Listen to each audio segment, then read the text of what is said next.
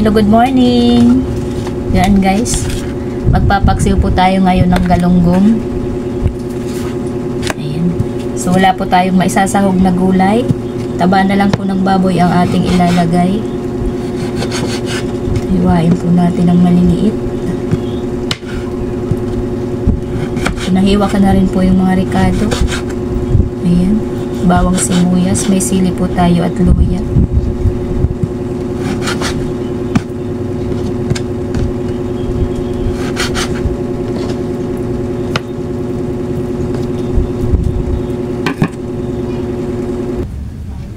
And guys, kamada na po natin yung ating lulutuin. Iilalim natin tong mga taba. Yung ating ricado. Lagyan na natin tong ating isdang galunggong. 4 na peraso lang.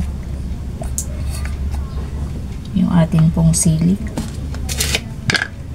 Tiplan natin ng asin.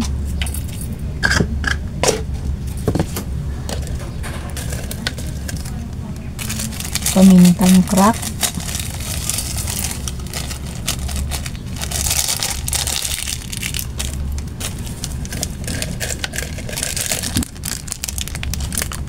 Lagyan natin ng Ajinomoto.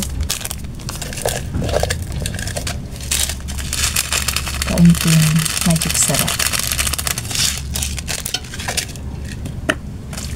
Timplahan na natin ng suka.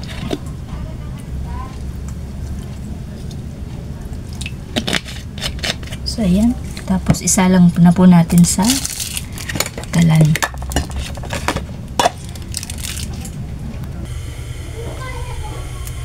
So guys, ayan, naisalang na po natin. Dinagdagan ko po ng kaunting sabaw. So ayan, antayin po natin kumulo at titimplan po natin ulit mamaya kung ano pong kulang sa kanyang timpla. Check natin guys. So ayan, kulong-kulo na. Mababaw na po yung mga ricado.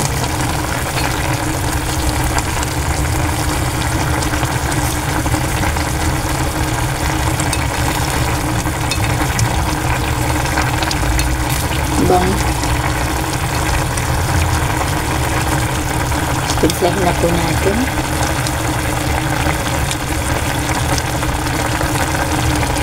Tabang po.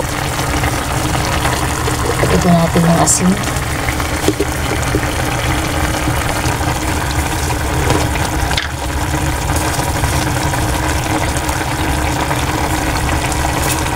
Pero yung asin po ay masarap na. Maasim na siya.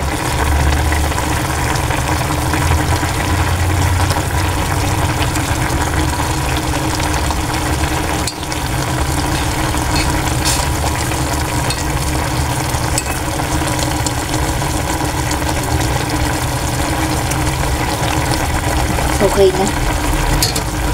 So okay na po yung alat. So konting kulong na lang po at hahanguin ko na.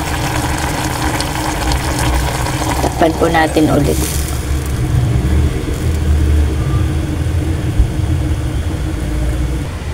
So yun guys, habang nagluluto po tayo ng ating mauulam na paksiw, ayan, magpiprito naman po tayo dito sa kabila ng itlog. Kasi po yung anak ko ay hindi po kumakain ng paksiw. So ayan, ito na lang po yung ulamin niya, pritong itlog.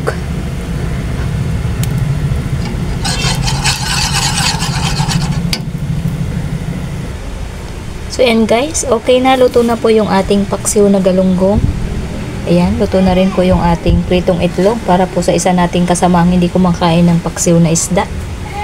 So, unang-una po, gusto ko pong magpasalamat sa buong Team Lintik, sa pangunguna po ni Host Lynn, sa kanyang mga members, kay Kalma, sa pasugod lagi, sa mga premier, kay Self, ayan, sa lahat po ng members, maraming salamat po. At sa lahat din po na hindi Team Lintik, na patuloy na sumusuporta po sa aking mga videos, sa panunood, maraming salamat po sa inyong lahat.